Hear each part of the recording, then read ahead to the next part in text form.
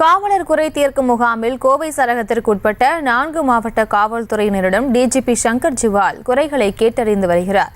இது குறித்த கூடுதல் விவரங்களோடு இணைகிறார் செய்தியாளர் அருண். வணக்கம். மேலும் விவரம்.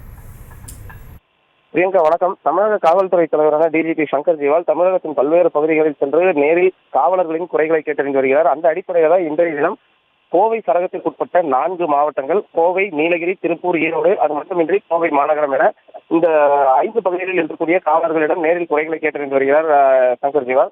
இந்த நிலையில கோவை PRS மைதானம், கோவை காவலர் பயிற்சி பள்ளி வளாகத்துல நடைபெற்ற இந்த முகாமில் பங்கேற்றிருக்கக்கூடிய சங்கர் ஜிவால் இங்கு இருக்கக்கூடிய சுமார் ஒரு 711 காவலர்கள் தங்களது குறைகளை தெரிவித்திருக்கிறார்கள். அதாவது மனுக்களாக எழுதி தந்திருக்கிறார்கள். இது குறிப்பாக இட மாறுதல் மற்றும் ஏற்கனவே பணியில் இருந்தபோது பல்வேறு குறைகளின் அடிப்படையில் அவர்கள் மீதான தண்டனை காலத்தை குறைக்கும்படி அவர்கள் தங்களது கோரிக்கைகளை மனுவாக எழுதி அவர்கள் தந்திருக்கிறார்கள். தற்போது இந்த இடத்தில் அந்த மனுக்களை பெற்ற டிஜிபி சங்கர் ஜிவால் இந்த மனுக்களின் மீது, அதாவது குறிப்பாக இந்த பணியிட மாறுதல் பொறுத்த வரைக்கும் சீனியாரிட்டி அடிப்படையில் அவர்களது கோரிக்கைகள் உடனடியாக பரிசீலிக்கப்படும் எனவும் வருகிற பொங்கலுக்கு முன்பாக அந்த கோரிக்கைகள் தொடர்பான உரிய நடவடிக்கை எடுக்கப்படும் என்று தெரிவித்திருக்கிறார்.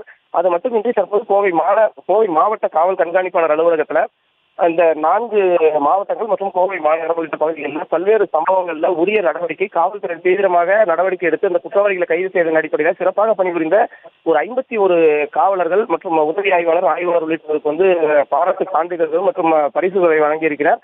இது மட்டுமின்றி இங்கே கோவை மாவட்ட காவல் கண்காணிப்பாளர் அலுவலகத்தில் வைத்து இந்த இடமாறுதல் இது போன்ற கோரிக்கைகளையும் தற்போது பெற்று வருகிறார். அதே போன்று காவல்துறை அதிகாரிகளிடம் நேற்று மாலை இவர் இந்த 4 மாவட்ட காவல்துறை அதிகாரிகளுடன் ஆலோசனை மேற்கொண்டு வருகிறார். தற்போது இன்று மாலை வரை இந்த முகாமானது நடைபெற இருக்கிறது. பிரியங்கா, விவரங்களுக்கு நன்றி அருண்குமார்.